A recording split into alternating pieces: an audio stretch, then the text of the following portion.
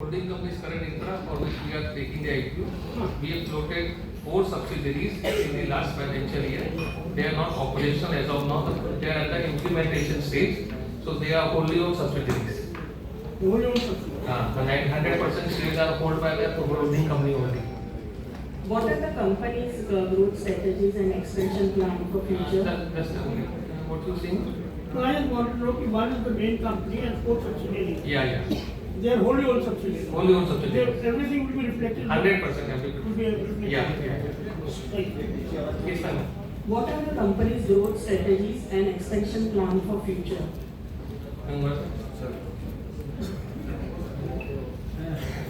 Growth strategy is simple. I mean, get projects, deliver them, then move to the next level. Because in any government tender, there is a requirement of qualification. So we are enhancing our qualification every day. So we will keep on bidding, keep on getting more orders. इसी line में भी हमने Jaipur discom का एक सबसे बड़ा order लिया है 40 करोड़ का, जो इससे पहले सिंगल गवर्नमेंट का ऑर्डर हमारे पास इतना बड़ा नहीं था. तो strategy is simple. Bid, enhance your qualification, again bid, then move to the next level. And yes, 280 crore की ऑर्डर बुक आपको बता ही नहीं कि हम इस साल कहाँ जाएंगे. We have orders, now we have to deliver. We are expert in delivering. क्या होता है कि गवर्नमेंट के अंदर 2 तरह के टेक्निकल क्राइटेरिया होते हैं, फाइनेंशियल और टेक्निकल. टेक्निकली ऑलरेडी मीट करते हैं, फाइनेंशियल्स के लिए होता है network criteria. So company keep on increasing this network. ये आईपीओ भी उसी नेटवर्क बढ़ाने का एक जरिया है, so that they eligible to get more price value contracts. अभी 10 करोड़ के एलिजिबल है तो 50 करोड़ के होंगे, फिर 100 करोड़ के होंगे. सो ये ग्रोथ की विजन है. एडिशनली हम लोगों ने भी 100 करोड़ के आसपास टेंडर्स बिड कर रहे हैं. इट शोज कि हमारा ग्रोथ पाथ हम लोग किस लेवल पे करने की कोशिश कर रहे हैं. So out of other than this 280 crore rupees of order, we have already submitted a bid for 100 crore rupees. So these are the growth strategies for moving forward. One more thing, we are actually diversifying also. अभी बताया था जैसे एक sector है base, battery energy storage system, and एक और sector है green hydrogen. तो अभी तो बेस पे हम फोकस कर रहे हैं. बेस के हमने टेंडर्स डाले ही 100 करोड़ का पार्ट है, एक बड़ा टेंडर डाला हुआ है. तो we are trying to diversify also, build our portfolio in other EPC sector also, so that कि जो आगे के फ्यूचर सेक्टर है उसमें हमारा ऑलरेडी पोर्टफोलियो बिल्ड होने लग जाए, एंड देन हम आगे ग्रो करते हैं. What is the current value of the order? 280.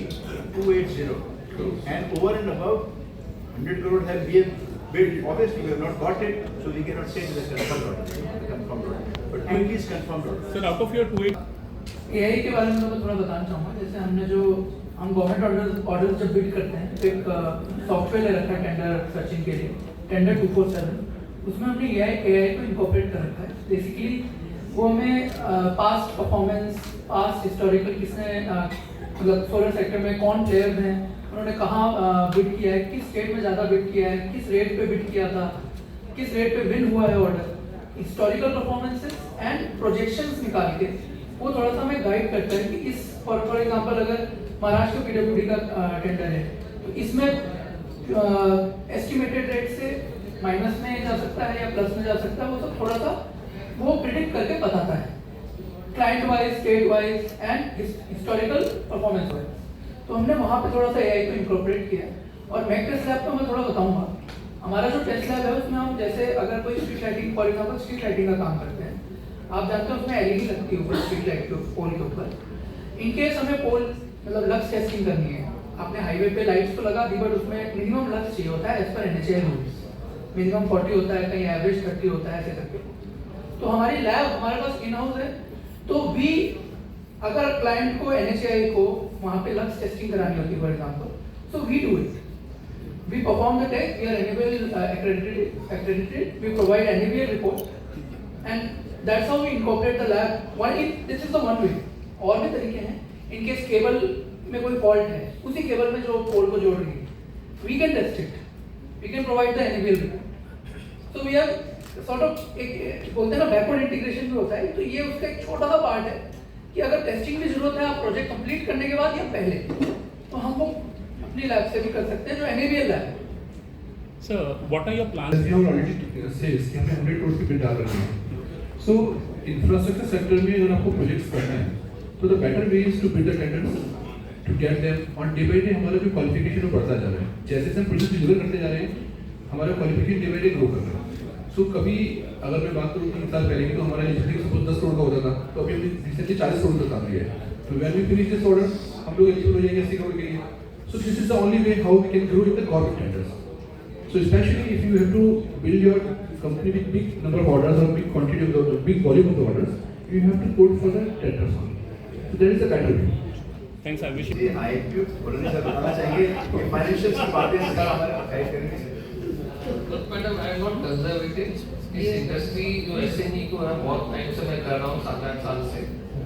मेरा एक ऐसा मानना है कि इस प्लेटफॉर्म के अंदर कंपनी आती है ग्रोथ के लिए, पार्टनर्स के लिए, लॉन्ग टर्म पार्टनर्स के लिए। It is not meant for trading के लिए, स्पेकुलेशन के लिए। तो जिस इन्वेस्टर को जोड़ रहे हैं एसएमई आईपीओ को प्रॉपर वैल्यू तो होना चाहिए कि उस कंपनी को भी पैसा मिले व्यापार करने के लिए, और उस इन्वेस्टर को भी 2 साल रुकना है, 1 साल को रुकना है, तो उसका अच्छा रिटर्न मिलना चाहिए। तो it has to be appropriately value. हमारे जितने भी आईपीओ आप देखोगे पहले भी जो आए हैं सब इसी के आसपास आते हैं। वी एंश्योर कि we give proper valuation, company को भी मिले और मेरे इन्वेस्टर्स को भी मिले। Because you have the client like Reliance and you are keeping with you 70% with you and only 30% open for the IPO. That's all. Pricing हमेशा अट्रैक्टिव होनी चाहिए, आप सबके भले के लिए। Yeah. Thank you so much. Congratulations. Have you all faced any bureaucratic red tape, cost overrun, more so that you are like Dhanbad? See, I mean, I was just locating from where this question is coming. Good, thank you. Could you repeat once again? Have you all faced any bureaucratic red tape, cost overrun, more so that you are in Dhanbad? In Dhanbad, we have recently won that order. So, I mean, we are yet to face any bureaucratic red tape. So, I mean, after that IPO proceeds only we will be able to deliver it. But in general, see, I mean, we all live in our country. It's wonderful, small hiccups, etc. But still, they are not major issues. They are minor issues. Definitely you need to satisfy any bureaucrat that the project has this deliverables, this technical positivity, everything. Otherwise, I mean, in general, they're very minor issues. And what about you all are from north to south? What about east to west? And 87 projects. When is your century then? Obviously, we are trying hard.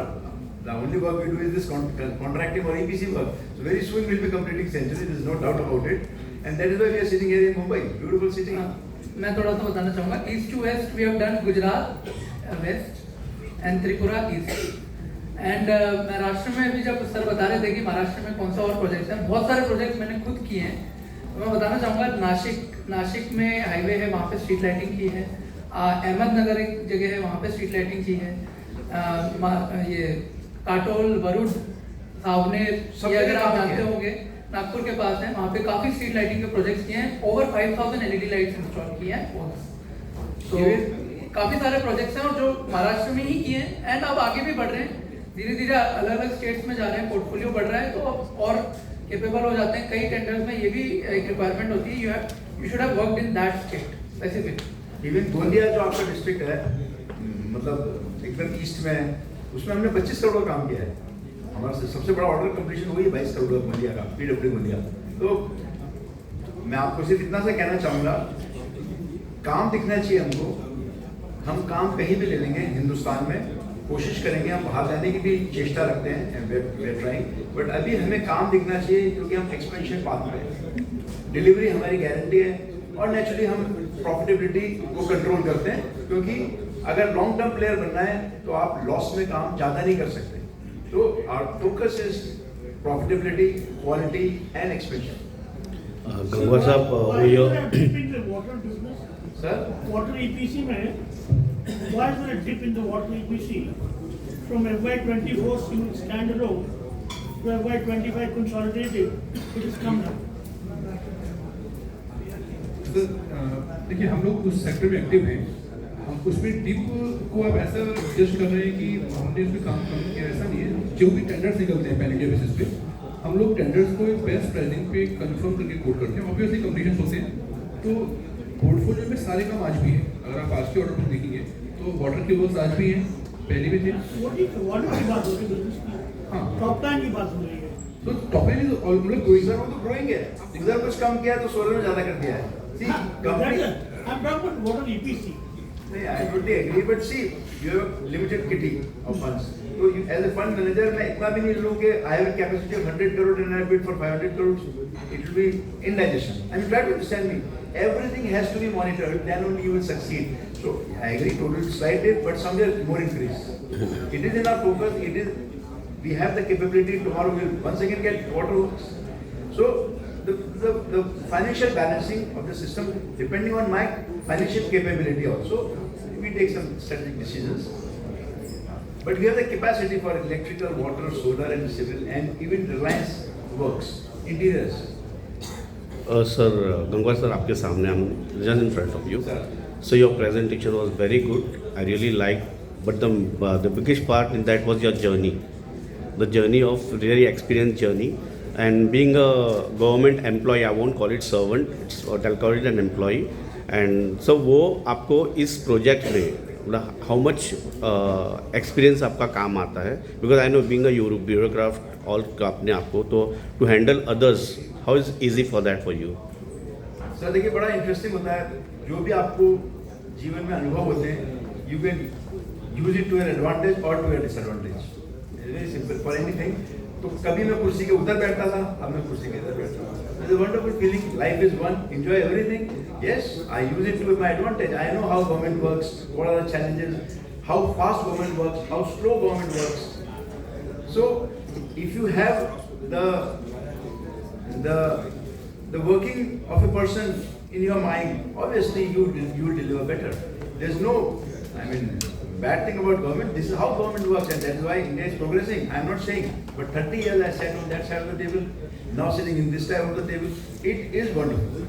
But आपको लगता है ना कि आप retired हो करके, you said a senior citizen, wrong thing that you said it. मैंने बिल्कुल सही कहा था, और आज 21 अगस्त है, सीनियर सिटीजन थे. मैं देख रहा हूँ कुछ सीनियर सिटीजन होंगे 60 प्लस के, मैं भी उनमें से एक.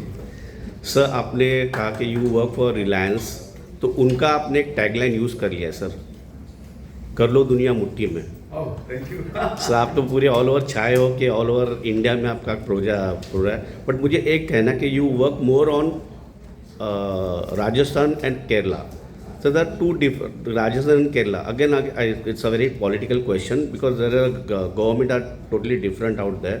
So how you cope up with them when it comes to, because both the things are very different states. See, we are a small company. I am also learning business. So this only proves कि हम में कितनी क्षमता है. जयपुर में बैठ के केरला में डिलीवर करना, बिलीव मी, वेरी टफ. मैं ऐसे नहीं बोलूँगा, केरला अपना इंडिया का स्टेट है, बट वहाँ का खाने से लेके, लैंग्वेज से लेके, गवर्नेंस तक सब डिफरेंट है. तो शुरू में जब हम गए, आप पूछ रहे हैं तो मैं बताता हूँ, जब 3 साल पहले हम केरला गए तो मुझे दिक्कत आई, हम काम नहीं कर पा रहे थे. हमें ऑर्डर मिल गया था 50 करोड़ का या उसके अराउंड होगा, जो भी शिवालय का 60 करोड़. से मैं और चेतन दिल्ली वापस गए. मैंने कहा सर ये काम नहीं कर सकते. उनके बोर्ड रूम में मीटिंग करी. मैंने सर वहाँ तो कुछ समझ में ही नहीं आता है, मैं आपसे ऑनेस्ट हूँ. तो पर वो क्लाइंट का दूसरा ऑर्डर था, गोंदिया उन्हीं का था जो हमने करके दिया था. 22 करोड़ नहीं, आप कर सकते हो. तो मैं मोटिवेशन का भूखा रहता हूँ. मुझे अगर कोई मोटिवेट कर देता है ना, तो मैं कुछ भी कर सकता हूँ. तो उन्होंने मुझे कहा आप कर सकते हो. फिर पूछा, हम मना करने गए थे 60 करोड़ का ऑर्डर ड्रॉप करने में. से मैं आपके साथ अन्याय नहीं करूँगा, मैं नहीं कर पाऊंगा, और आप भी फेल, मैं भी फेल. तो देन दे हेल्प अस. फिर केरला हम जब जाते हैं तो मैं इनको ये बोलता हूँ, one of the best state in the country. Logic दूंगा उसका, द ओनली स्टेट. जबरदस्त चैलेंजेस है. Language is the biggest barrier there. मतलब मैं तो भाई I can not speak Kerala, challenge आता है, पर हमने उसको भी सर्कमवेंट किया और हमने जो लैंग्वेज स्पीकिंग पर्सन भी रखे. बट कुछ अच्छी बातें जो मैं केरला की शेयर करूंगा आपको, फॉर दैट मैटर महाराष्ट्र की भी करूंगा, कि जब भी वहाँ एम्बुलेंस जाती है तो सब लोग लेट छोड़ देते हैं. हमारे राजस्थान में तो वो एम्बुलेंस को रास्ते रोक देते हैं. I am just sharing few things. तो मैं कहता हूँ जो कितना अच्छा स्टेट है, लगता है विदेश में अपन. आप ही ऑब्जर्व करना, कभी भी आप केरला जाओ, लाइन से एम्बुलेंसेस जाते हैं और सब लोग रोड देते हैं उसको. हमारे यहाँ तो कोई सुनता ही नहीं है. स्कूल की छुट्टी होती है, सारी पुलिस रोड पे रहती है, बच्चों के लिए अलग से रास्ता बनता है. Am I right? तो इतनी अच्छी अच्छी बातें जो मुझे लगता है, जो हम विदेशों की तारीफ करते हैं, हमारे देश में भी है. Maharashtra one of the most progress, हमारे देश की शान है महाराष्ट्र. आप देखो ना, इंडस्ट्रियल डेवलपमेंट में, पर कैपिटा इनकम में महाराष्ट्र का कोई मुकाबला नहीं है. तो मैं अपनी टीमों को कहता भी हूँ कि हम, अगर राजस्थान हमारा थोड़ा सा पीछे है, तो अगर हम बेस्ट लोगों के साथ काम करेंगे तभी तो हमारा उत्थान होगा, तभी तो हम आगे बढ़ेंगे। तो वो कुछ सोच है, बट कहीं पे भी काम मिलेगा मैं करूँगा और उनके मापदंड से करूँगा, with their standards will do it. So what you think about coming opportunity, Rajasthan में हो या इंडिया में हो, कितनी अपॉर्चुनिटी है इस फील्ड में, और हुआ या कॉम्पिटिटर्स? सर मैसेज है, मैं आप अभी आज के AI के ज़माने में सब कुछ बड़ा आसान है, कुछ भी आप गलत नहीं बोल सकते हो। गूगल करते हैं, भारत का एनुअल बजट 50 लाख या 55 लाख करोड़ है, सोचना बहुत मुश्किल है। उसमें से मैंने कहा इंफ्रा कितना है, आप देखिए 11 लाख प्लस 11 लाख करोड़, मतलब मेरे लिए सोचना ही बहुत मुश्किल है। 11 लाख करोड़ का जब काम भारत सरकार इस साल करेगी तो मुझे तो 150 करोड़ ही करना चाहिए। एक ही रिक्वायरमेंट है, मैं ईमानदारी से करूँ, अच्छा करूँ, काम मिलेगा। And who are your competitors for this? मुझे लगता है हमारे 100 करोड़ के ब्रैकेट में या 200 करोड़ के ब्रैकेट में हमारा कोई कॉम्पिटिटर नहीं है, क्योंकि हम अच्छा काम करते हैं और लोगों को अच्छा काम चाहिए, बुला के देते हैं। वेल्सपन रिपीट ऑर्डर देता है, DRA रिपीट ऑर्डर देता है, GR इंफ्रा, ये तीनों नाम आप गूगल करें, टॉप इंफ्रा प्लेयर्स हैं, L&T। So book of orders में 280 करोड़ आपने दिखाया है, तो उसमें गवर्नमेंट का कितना कंट्रीब्यूशन है एंड प्राइवेट का कितना? व्हाट अराउंड 80 करोड़ का 80 करोड़ और एग्जैक्ट टोटल 80 करोड़ का। सर आपके सरनेम में लास्ट में वॉर लिखा है sir, so you always on the war food basis पे आप अपना काम कर रहे हो। आई थिंक दैट्स देखो समथिंग। भगवान की कृपा है, मेरे को बड़ा अच्छा लगता है कि रिटायरमेंट की एक मतलब लाइफ लीड कर सकता हूँ। सरकार मुझे पेंशन देती है और मुझे काम करना अच्छा लगता है। आप लोगों से मिलकर नेचुरली अच्छा लगा, अच्छा लगेगा ऐसे ही। तो मैं चाहता हूँ हम आगे बढ़ें और देश के विकास में छोटा सा हिस्सा करें, लोगों को रोजगार दें और एक अच्छा CSR भी। अब हम एलिजिबल हो गए हैं, सर ज़्यादा अच्छा बताएंगे। जब पैट आपका अच्छा होता है तो आपको CSR में भी काम करना पड़ता है, तो बड़ी खुशी होती है हम CSR में भी कॉन्ट्रीब्यूट करने लगे। भले ही छोटा सा अमाउंट है, साल का 20 लाख रुपये, but that is how it really gives you edge. Sir junior Singh sir, आप क्या कहेंगे आपके एक्सपीरियंस, अपने पापा के एक्सपीरियंस के बारे में? आपको कितना उनका सहयोग और एडवांटेज है, उनका इवन नेम एंड उनका एक्सपीरियंस? तो मैंने अपनी engineering Queensland university of Queensland Australia से की, उसके बाद मैं इंडिया आ गया था। लेकिन जब मुझे ये स्कोप दिखा, मैं वैसे बाय डिग्री केमिकल इंजीनियर हूँ, बट मुझे यहाँ स्कोप इंफ्रास्ट्रक्चर, इलेक्ट्रिकल, सिविल इसमें ज़्यादा दिखा। मैंने थोड़ा सा स्टार्ट किया कि भाई इसमें स्टार्ट करते हैं कुछ। ऑब्वियसली स्टार्टिंग में काफ़ी कम था जैसा बताया। मेरे लिए काफ़ी टिपिकल था ऑब्वियसली, एक नया चैलेंज, नया फील्ड तो था ही। ऑब्वियसली यहाँ के सिस्टम्स जानना स्टार्टिंग से ही, मैं यहाँ पे कॉलेज भी मैंने बाहर से किया था।